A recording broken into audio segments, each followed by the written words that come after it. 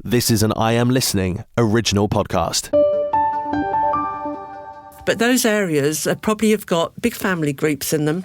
People have grown up there, they've got their mum and dad there, they've got their brother and sister, and they would be happy to rent there for a long, long time because they've got their family network around them, as opposed to buying a fancy flat on the seafront where you're more likely to attract people with a good income, but those people will go off and buy. They're not going to be long-term renters. So it's thinking about what you actually want from the property and then considering areas that you might have discounted because actually that might be a really good investment for you with a long-term tenant that will tick over and, happy days, you've got a tenant that's in there and it's going to maximise, your return.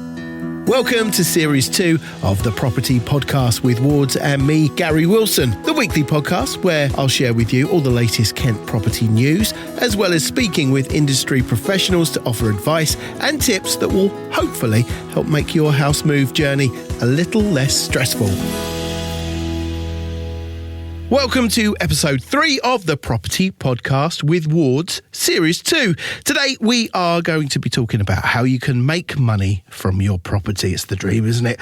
With our special guest, Linda Edwards, Thanet Lettings branch partner, and Natasha Burr, who is the regional land manager at Wards. Thank you both for joining us. And we'll start with you, Linda, talking strategies for homeowners in Kent and what they need to be when they're viewing properties as potential investments. Well, first of all, I think a lot of people think about letting their properties. They've got a nice home, they're moving on, and for them, they think, okay, this is great, I don't need to sell my investment, I'm going to keep it. But what they don't see is that it's becoming a business. So they really need to look at it from a compliant point of view and a point of view of actually having a tenant living in their property, and it's going to be safe, it's going to work for them, and so they really do need to buy a lettings expert into their home just to talk through everything. There are so many things that we would look at that a homeowner would never see, from maybe the electrics, the gas, just safety issues that might be in the property, trip hazards, lots of, different bits and pieces to do with current legislation.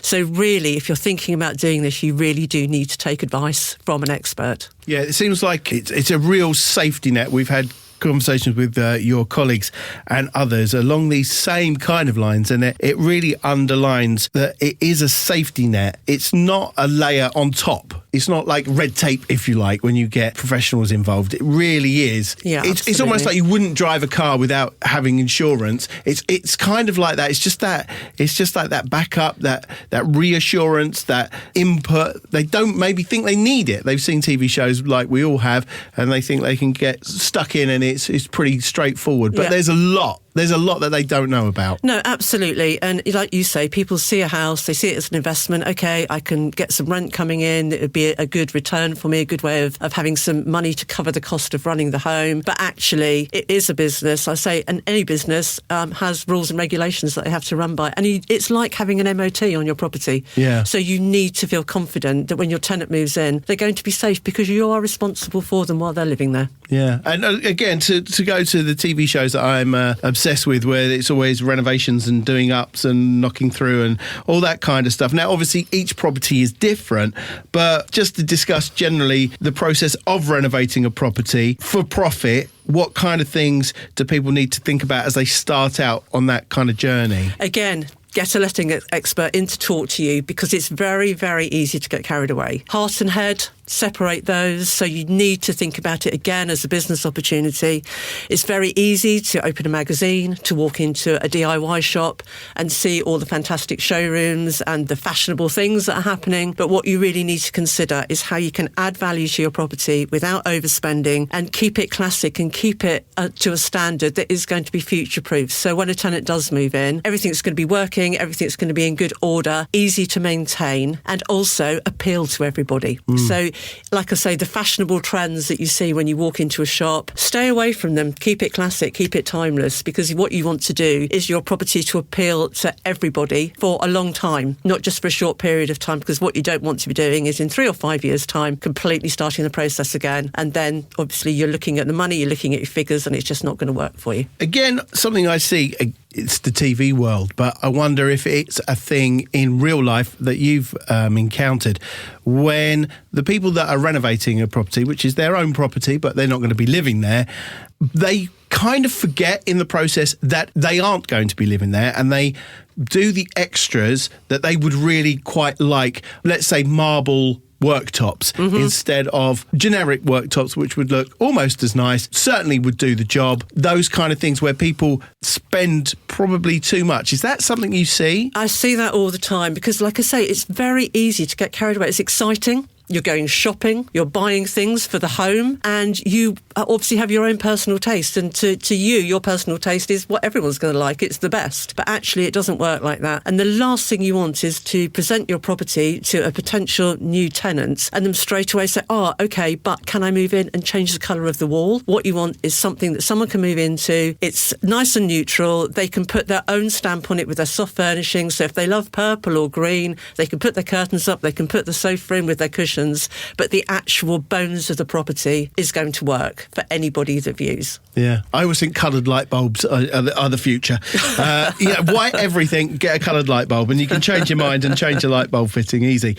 The concept of buy-to-let property investment, particularly in the Kent market, what are considerations for prospective investors on that buy-to-let? So I speak to lots of investors all the time, and usually they have two different views on how their buy-to-let investment's going to work. Some people are looking at it from investing their money and looking for capital growth because maybe they'll keep the property for 10 or 15 years and they'll benefit from when they sell, from the gain in their investment, or they'll be looking at it from a monthly income. So with a monthly income, you could probably buy a less expensive property but get a really good return on it. So your yields are going to be great, certainly more than you'll be earning interest in bank accounts. And for some people, that's how it's going to work. They're going to keep the property forever. It's going to be part of a portfolio.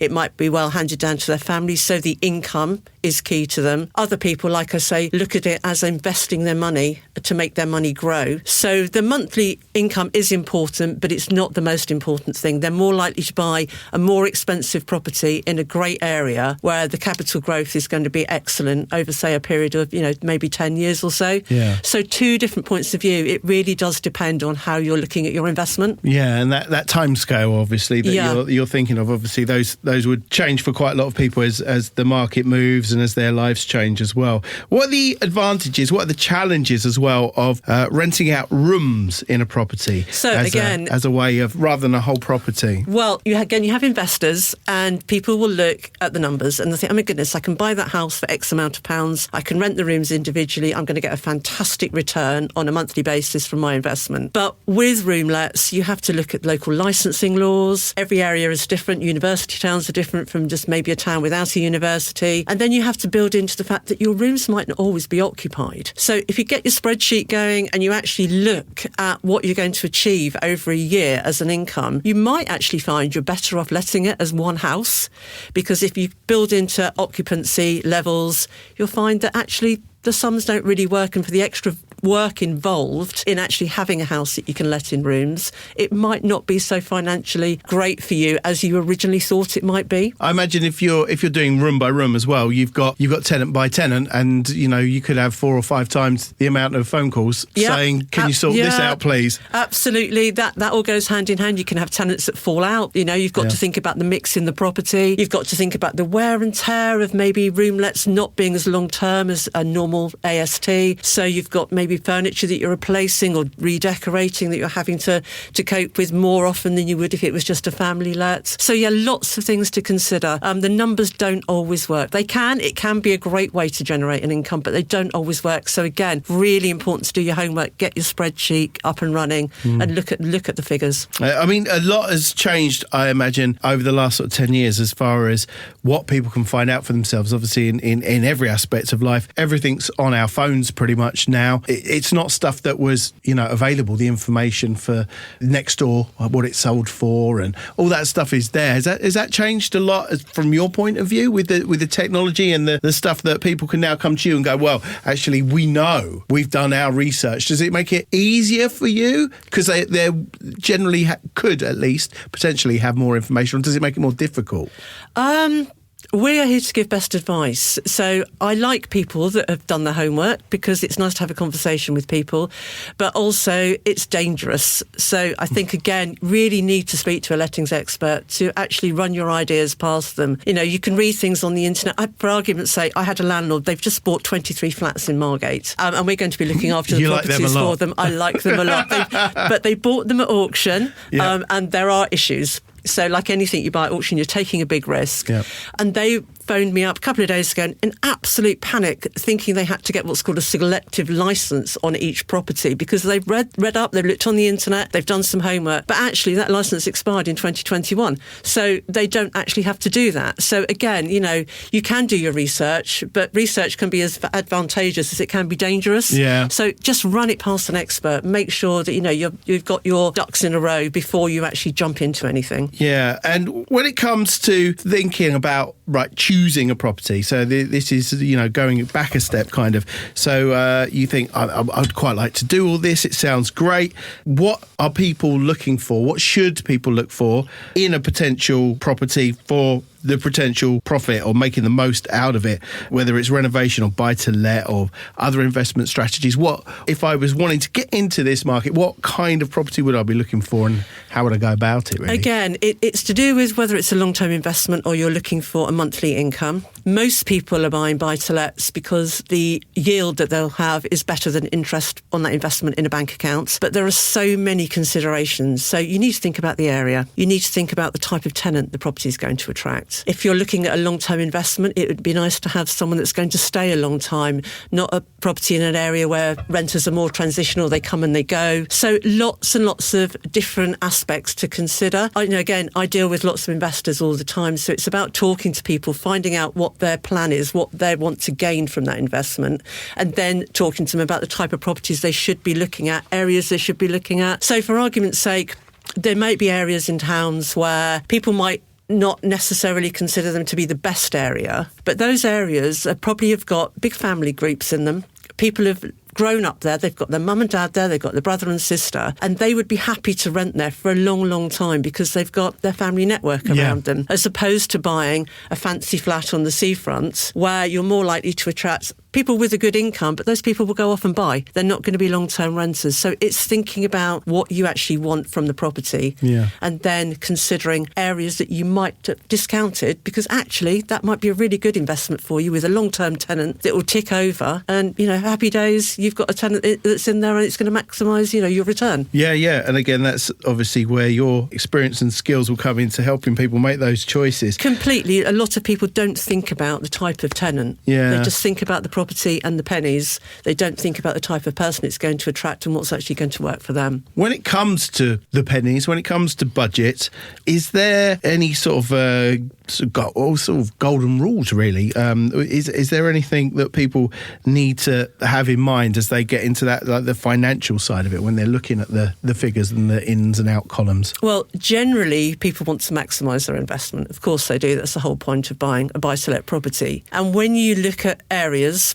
less expensive areas will give you a better investment return than buying somewhere in a slightly, more affluent area. So again, you really, really need to think about what you want from your property. There's no do's and don'ts. It's all to do with what's going to work for you. And again, that's why a lettings expert would be able to talk you through the pros and cons, or maybe let you think outside the box a little bit about something you might not have considered, because that may work for you. You talk about there being no do's and don'ts, and obviously every example and every situation is different. But just to finish up with, I know that your number one golden rule would be talk to an expert. That much is clear and quite right. What would a number two golden rule be?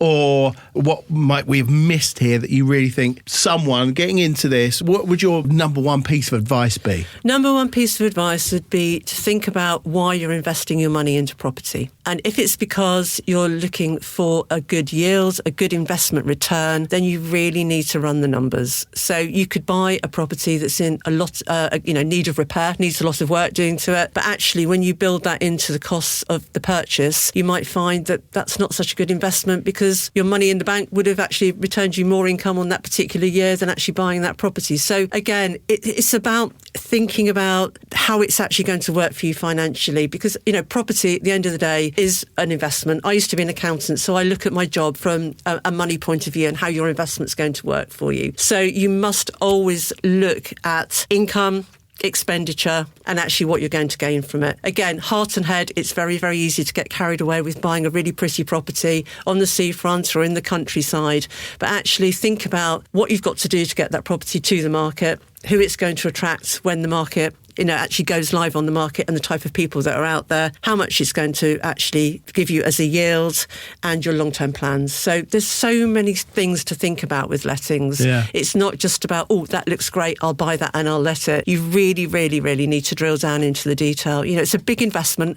Property is usually the biggest investment people make in their life. And if this is a secondary property or your third or your fourth, you really just need to think about what you're doing. Yeah. So easy to get carried away, but actually just take a step back, think about it, look at your spreadsheet. I love a spreadsheet, but you really, really need to just think about what you're doing. And again, it's all about the money at the end of the day. It's got to work for you financially. And if it doesn't, think about something else. There you go. It's all about the money, honey. Thank you for sharing your expertise. Thank you for sharing your passion.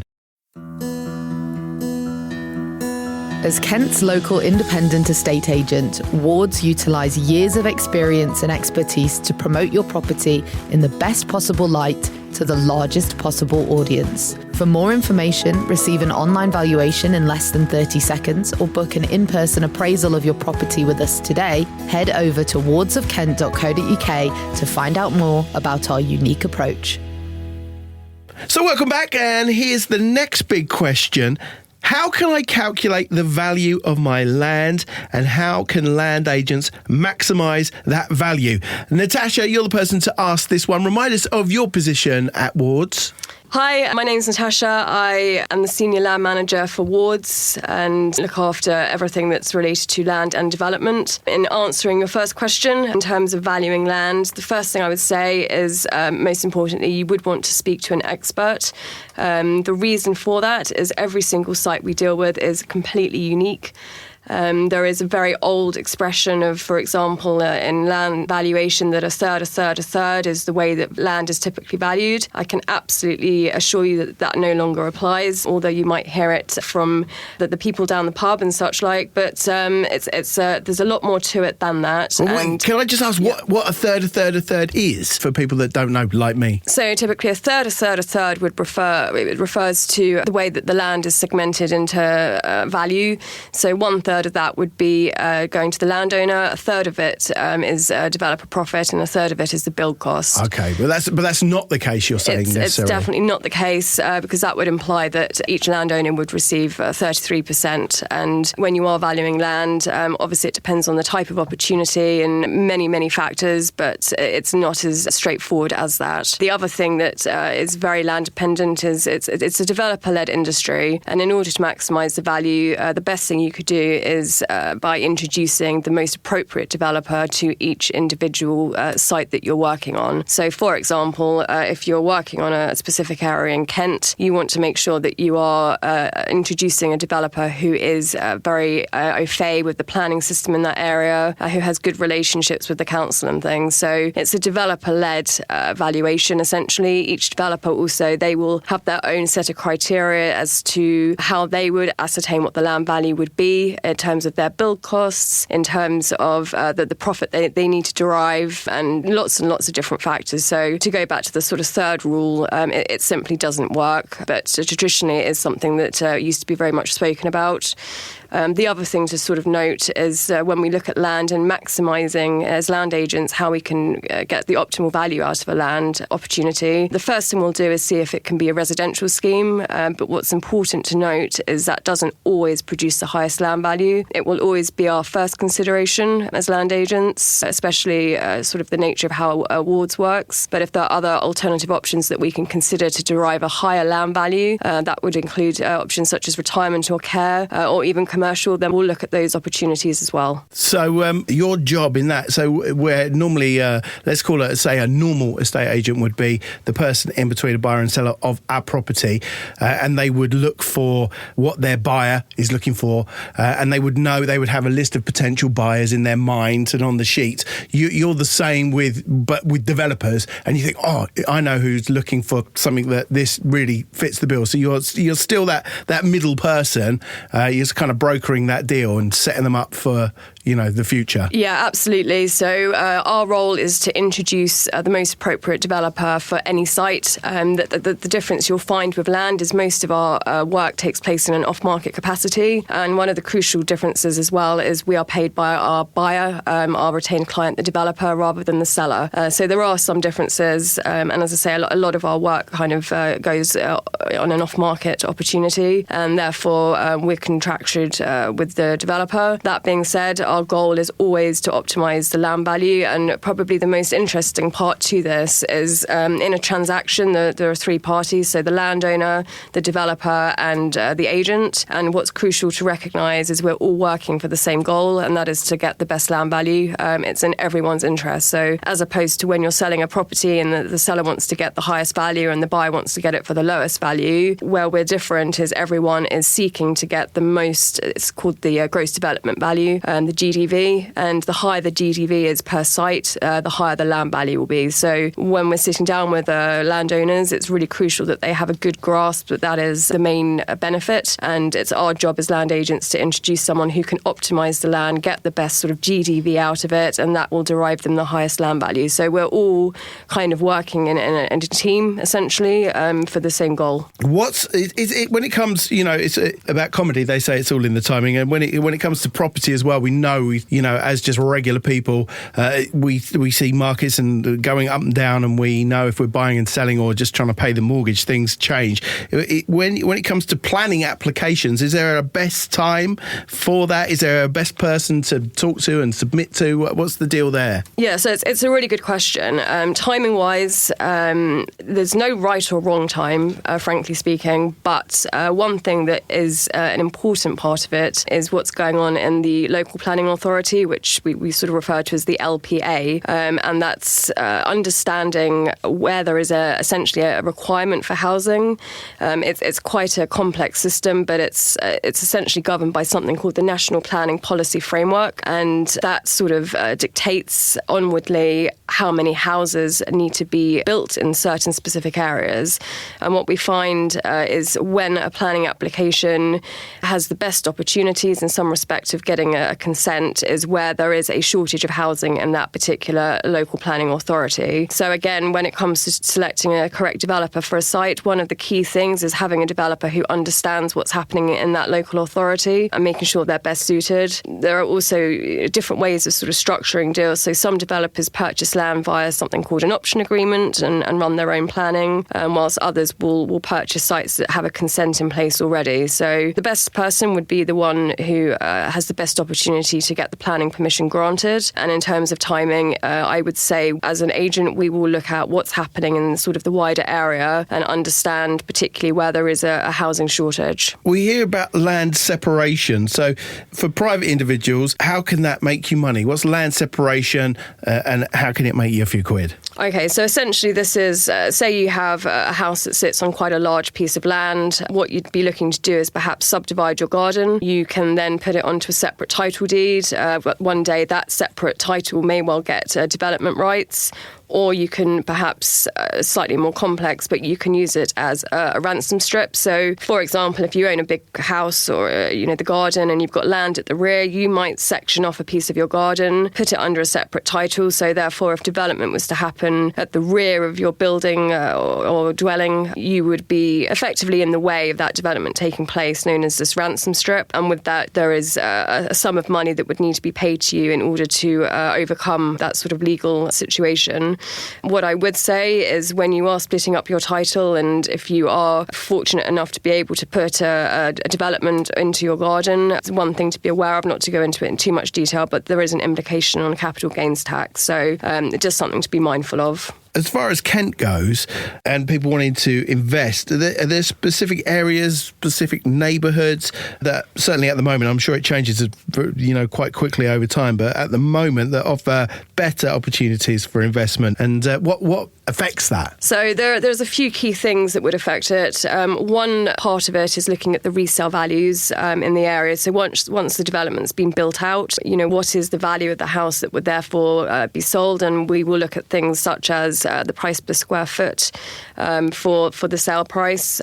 Where we see slightly lower price per square foot, it can make the development opportunity a little bit more tricky. As we've touched on already, we want to be able to find opportunities in areas where the councils haven't hit their housing delivery targets. That can be a key factor. And the other main thing really is the constraints in an area. So an area that, or a particular specific postcode which hasn't got flooding risks, it's not in Greenbelt or AONB, which is area of outstanding national beauty, or specifically, for example, if you take a specific example of Ashford, we had something called the Stodmarsh nutrient neutrality. So in areas that have these sort of constraints, we have to be mindful that whilst some of it can be overcome through the planning, some of them will automatically mean that planning will not be possible at all, and therefore no further opportunity. Yeah, and so obviously all kinds of research comes into play there. So what role does market research and analysis play in getting, the best bang for your buck, really?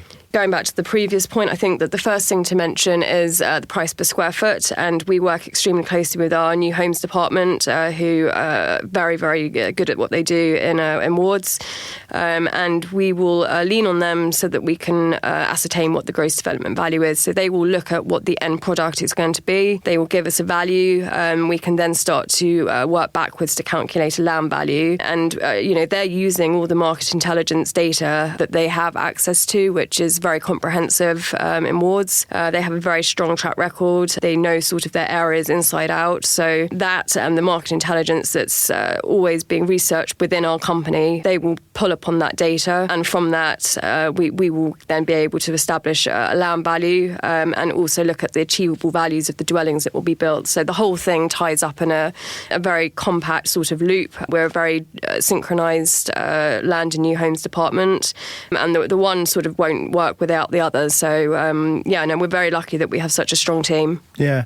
Everything you've spoken about, it's all things that have to be done. It's a big checklist of things and ideas and all things that have to come together. And obviously, listening from the outside, if you're thinking about this might be something I want to do, any aspects of this, each of those things also sounds like a potential stumbling block. So let's have a success story, just so people go, this is how good it can be. Well, let's make some money, essentially. Yeah, absolutely. So, the first thing I'd say is, yes, there are lots of sort of restraints and things we consider, but, when you get it right, it can be very profitable. And as I said, our main goal is to optimise the land value. So if I was to look at a case study recently from a site we've done near Whitstable, one of the agents from our wards offices went to the site, and, we have throughout our firm, we have over 100 offices across the southeast of England. So they are trained by the land department. They know what opportunities to look for. So if they go to a property and see that the house is sat on a large piece of land, or perhaps the landowner's indicated that a developer's been in touch, the first thing they do will give us a call. Of course, the owner wants to be consented to sort of engage with the land department, and we will start to look at and see if we can help fulfil an opportunity there. So this lovely house, quite an old house, and that's quite important to note, and I explain why, but it was sort of half falling apart, but on a beautiful site. The manager of the branch went out to visit it, could see that there was quite a lot of space around the house, got in touch with us. So the property sits on just over an acre of land. It's set in the settlement boundary. Settlement boundaries basically indicate where dwellings or villages start and finish, essentially. And they are subject to change, but that's quite a complex sort of system, which goes through a very long 5 to 10 year process. But it's sat in settlement boundary, which for us indicates that it probably has a stronger chance of gaining a planning planning permission. So we were introduced to the executors of the property, and with their agreement, we introduced a number of our developer clients who were very familiar in the local area. That was all done sort of off market. We filtered through all the interest. We put together a number of proposals. We had 3 strong options for the owner. Planning has been submitted now under an option agreement with the chosen developer. And I mentioned about the age of the building earlier. What was lovely about this scheme is, and one of the reasons the executor was keen, is the developer's looking to restore the existing building to its former glory whilst building 6 very carefully designed houses in and around the grounds. So not to give exact figures, but the executors will be receiving 3 times the value of the house. So when the manager went round to value it, for argument's sake, it was 500,000. The land value, which they will now receive, is 1.5. So with our involvement, we've been able to triple the value. And, for the executors, this is sort of their pension fund. So it's made a massive, massive difference to them. And, this is what we're doing day in, day out, looking for opportunities, trying to create sensitive developments. That there is a shortage of housing. There's no escaping that. Houses do need to be built. But it's about finding the right opportunities and bringing in the right developers. So that was a very good example of how it works from start to finish, using our network of estate agents, introducing the land department, going through the process that we follow in terms of securing the best developer and gaining a positive planning consent on a really beautiful site. Actually, you talk about an old house prompts me to ask about moving forward. Obviously, we've got a new government in place and things change all the time. There's lots of graphs going up, down and left and right. So how do you see, looking at what you look at that a lot of us won't be looking at or can't see, how do you see the future of property development then for people that are perhaps thinking about dabbling in some way? Mm-hmm. So, we are, as a land department and as a business, we're sort of cautiously optimistic at the moment. The last few years, obviously coming out of COVID, we had build costs going sky high, interest rates went up. It became a very difficult landscape really for developers to operate within. With the new government, what we are already seeing, and it was one of the first things that they sort of raised within 5 days of coming into power, was that they were looking to review and update I referred to it earlier, the planning framework, the national policy and framework of planning. So they have made some amendments already, and it was really critical. And the first thing they did, the government, they gave a bit more power to the local authorities, and that they said, you can decide how many houses gain a consent in your sort of constabulary. But what we've got now is a government that is dictating, like it used to be to the councils, how many houses need to be built in each authority. And that will be able to kickstart some of the development that's been stuck in a bottleneck effectively.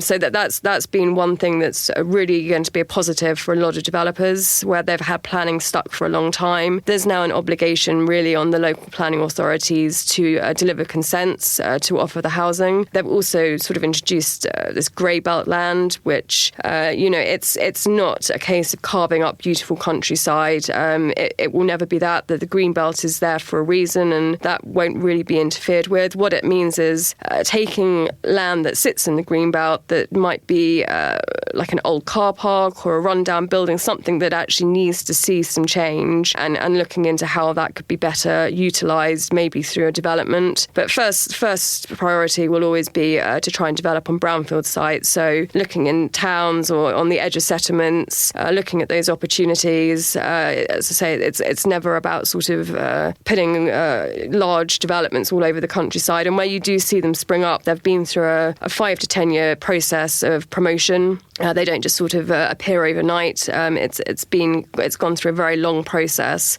which is probably a conversation for a different day. It's quite a complicated system, very detailed actually, and there are special developers called promoters who work on those sort of sites. The other thing that from a resale perspective, obviously we've seen the interest rate, albeit marginal, it has adjusted and has dropped ever so slightly. And what that means, I think it just brings a little bit more confidence into the market in terms of buyers. So when the development has been completed, there will be people out there who are ready to purchase those houses. And as far as we can see, it does look like the forecast is that those interest rates will continue to come down, albeit gradually. So that's really positive. The overall signs are pretty good. Property prices, it's very hard to sort of understand which way they're going to go. Obviously, reports are saying that they will go up 2% this year. It's very, very localised. Everywhere's a microclimate, so you can't say 2% everywhere. Some places might actually have benefited from higher rises. Some might have dropped slightly. But I think how we overall see it as a business, as a land department, and certainly when we're conversing with our developer clients, we feel more optimistic. We might be turning a corner in terms of some of the tough times that have been.